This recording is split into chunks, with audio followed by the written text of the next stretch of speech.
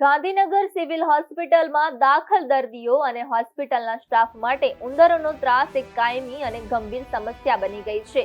માત્ર ગોડાઉન કે ખૂણાઓ પૂરતો સીમિત ન રહેલો આ ઉપદ્રવ હવે દાખલ દર્દીઓના વોર્ડ સુધી પહોંચી ગયો છે.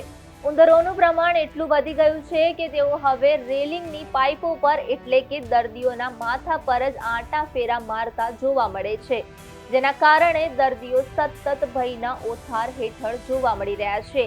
સિવિલમાં નાના મોટા ઉંદરોનો વસવાટ વર્ષો જૂનો છે, છતાં તંત્ર કાયમી ઉકેલ લાવવામાં નિષ્ફળ રહ્યું છે. ઉંદરોના ત્રાસ પાછળનું એક મુખ્ય કારણ દર્દીઓના સગાઓ દ્વારા વોર્ડની આસપાસ ફેંકવામાં આવતો એઠવાડ છે.